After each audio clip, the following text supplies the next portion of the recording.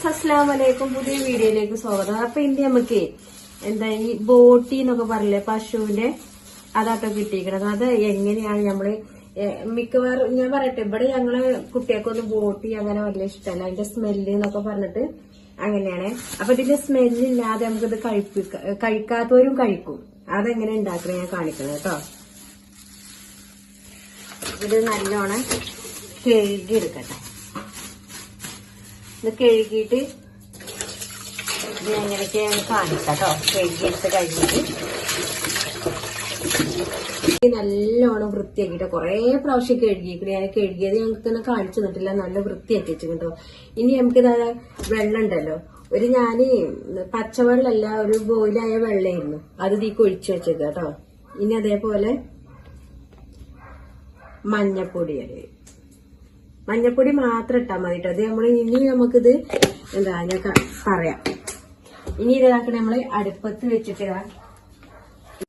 വെച്ചിട്ട് നല്ല വെട്ടി തിളപ്പിക്കുക കേട്ടോ. ഒന്ന് നല്ലോണം വെട്ടി. ഇത് ഞാൻ പറയട്ടെ, എന്റെ രണ്ട് മക്കളും കഴിക്കൂല. ഞാൻ കഴിക്കും, പിന്നെ ഷാജിയും കഴിക്കും, അല്ല കുട്ടികൾ കഴിക്കൂല. അപ്പൊ എന്നാലും അത് തരുന്നിട്ട് ഞാൻ എന്ത് കാണിക്കാറ്, ഇങ്ങനെയൊക്കെ ഉണ്ടാക്കിക്കാണ്ട് ചെറുതായിട്ട് ഇങ്ങനത്തെ ഒക്കെ കഴിക്കണല്ലോ നമ്മള്. അപ്പൊ ഞാൻ ഇതിങ്ങനെ കഴിക്കാൻ വേണ്ടിട്ട് ഉണ്ടാക്കുകയാണ് ഞാൻ കേട്ടോ. ഇനി എന്താ ചെയ്യണേ ഞാൻ കാണിക്കാം. എന്തൊക്കെയാ ഇതിക്ക് ഇൻഗ്രീഡിയൻസ് ഇടുന്നത്, എങ്ങനെയൊക്കെയാ ഇത് ഉണ്ടാക്കണേ ഞാൻ കാണിക്കാം കേട്ടോ. അപ്പൊ അതാക്കി നോക്കാണ്. വെട്ടി തിളച്ച് അതിന്റെ ഇതൊക്കെ ഇങ്ങോട്ട് ഇനിയിപ്പൊ നെയ്യോ ഞാൻ ഇതൊക്കെ പോകട്ടോ. കണ്ടോ ഇതിന്റെ കളർ കണ്ടില്ലേ ഞങ്ങള്. വെട്ടി തിളച്ച വെള്ളം കണ്ടില്ലേ, വെറും മഞ്ഞപ്പൊടി ഇട്ടുകൊണ്ട് നമ്മൾ ചെയ്തതാണ്. ഇനി ഇത് നമുക്ക് എടുക്കുക കേട്ടോ. നല്ലോണം അങ്ങോട്ട് ഊറ്റുക.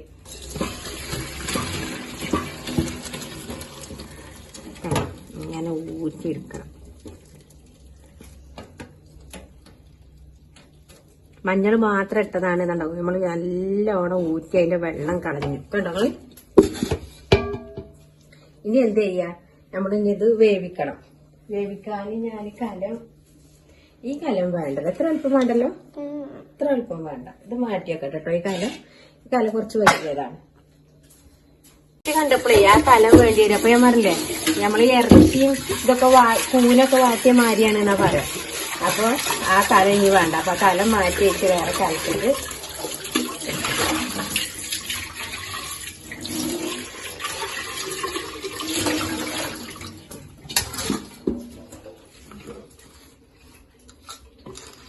വെച്ച് നമുക്കിത് നമ്മളെ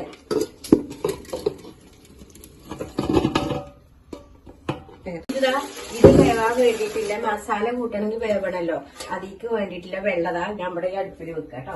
ചൂടാക്കാൻ വേണ്ടിയിട്ട് പച്ചവെള്ളം ഇനി ഒഴിക്കുകയേ ചെയ്യരുത്. ഞാൻ ആദ്യമേ പറയുന്നുണ്ട്, പച്ചവെള്ളം ഇനി ഒഴിക്കരുത്. പച്ചവെള്ളം ഒഴിക്കാതെയാണ് ചെയ്യേണ്ടത്. അപ്പൊ എന്താക്കി ഞാന് മസാല കൊച്ചുള്ളി, വെളുത്തുള്ളി, ഇഞ്ചി, പച്ചമുളക് പേസ്റ്റ് കേട്ടോ, അത് ഇടും.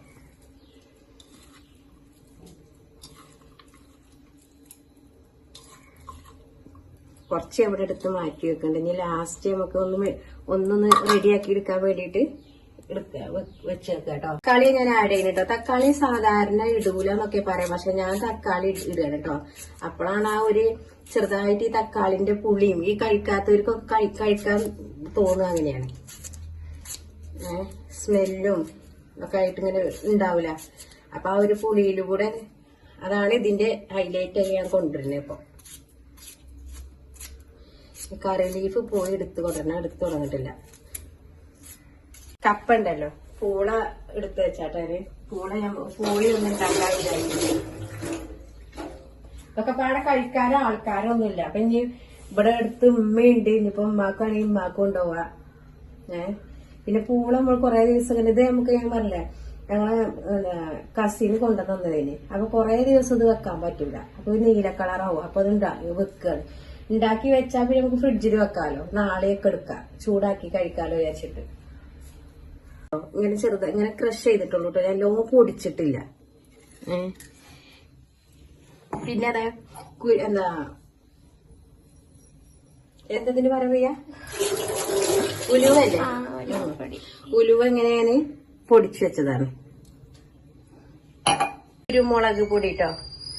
ഇതിന്റെ നമ്മള് ഇതിൽ വെക്കുമ്പോ ഈ ബോട്ടി ഇതൊക്കെ വെക്കുമ്പോ കുരുമുളക് പൊടിയാണ് ഇതിന്റെ ഹൈലൈറ്റ് ആയിട്ട് വരിക കേട്ടോ. അത് ഞാൻ ഇതിനൊരു 2 ടീസ്പൂൺ ഇട്ടുകൾ. മഞ്ഞപ്പൊടി നമ്മൾ ആദ്യം അത് തിളപ്പിച്ച് വിട്ടാൻ വേണ്ടിട്ട് മഞ്ഞപ്പൊടി ഇട്ടില്ല. അപ്പൊ ഇതിലേക്ക് ഇപ്പൊ ആവശ്യത്തിന് മഞ്ഞപ്പൊടി, ഒരു 2 ടീസ്പൂണ് മല്ലിപ്പൊടി, അത് അരച്ചെടുത്തുകൊണ്ടാണ് ഒരു ഇത്തിരി കൂടി എടുക്കട്ടെ. ഉപ്പ്,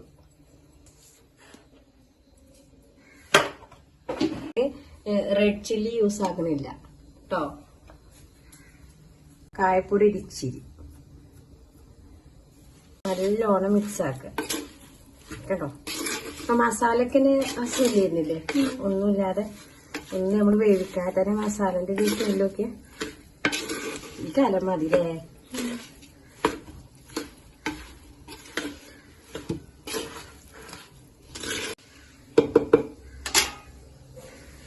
വെള്ളം ചൂടായി, ഇനി ചൂട് വെള്ളം തന്നെ ഞാൻ ഒഴിക്കുന്നത്.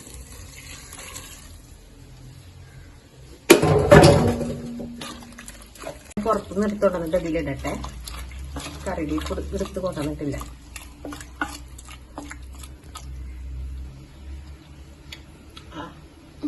മസാല അടിപൊളിയാണ്.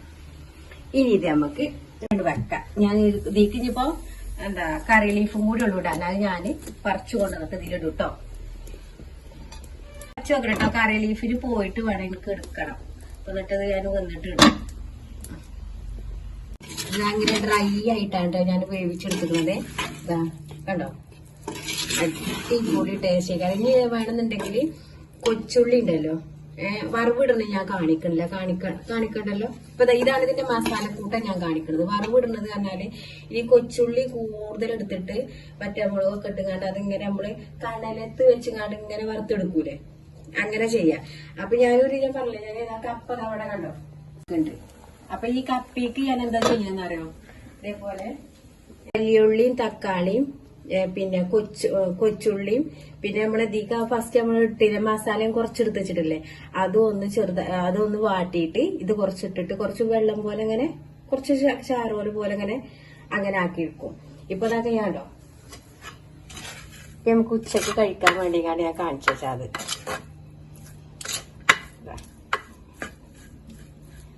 അപ്പൊ ഇന്നത്തെ വീഡിയോ ഇത്രയേ ഉള്ളൂ. നമ്മളെ വീഡിയോ കണ്ട എല്ലാവരും സബ്സ്ക്രൈബ് ചെയ്യുക, കമന്റ് ചെയ്യുക, ഷെയർ ചെയ്യുക, ലൈക്ക് ചെയ്യുക. പിന്നെ നമ്മളെ കൊച്ചു ബെൽബട്ടൺ ഉണ്ടല്ലോ, അതെല്ലാരും ഒന്ന് അടിച്ചമർത്തി പോവാട്ടോ. അപ്പൊ നമ്മള് റെസിപ്പി എന്ന് പറഞ്ഞാൽ ഇതിലിപ്പോ ഞാൻ വറവിടുന്നത് കാണിക്കണില്ല. വറവിടുന്നത് കാണിക്കണത് മാത്രം കുറവാണ്. ഈ 2 തരം ഞാൻ പറഞ്ഞു തന്നു നിങ്ങൾക്ക്. അതായത് കപ്പയ്ക്ക് എടുക്കുന്നതും അല്ലാതെ നോർമലി ആക്കിയാണ്ട് എടുക്കുന്നതും ഞാൻ പറഞ്ഞു തന്നു കേട്ടോ. അപ്പൊ ഇത് ഞാൻ പറഞ്ഞേ, ഇതിപ്പോ ഉച്ചക്ക് കഴിക്കാൻ ഇതിലേറെ ഈ ചട്ടിയിലല്ല, ഇന്റാലിയത്തിന്റെ ഒക്കെ ചട്ടിയില്, ഇരുമ്പിന്റെ ചട്ടിയില് അതിൽ വെച്ചിട്ട് കടലത്ത് വെച്ചുകൊണ്ട് ഇങ്ങനെ ഡ്രൈ ആക്കി എടുക്കുക. ഒരു കറുത്ത കളറാവൂലേ, അങ്ങനെ ആക്കി എടുക്കാം. ഇതിപ്പോ ഞാന് ഒരു 2ന്റെ നടുവിലുള്ളതാണ് ഞാൻ കാണിച്ചിരുന്നത് കേട്ടോ. ബൈ.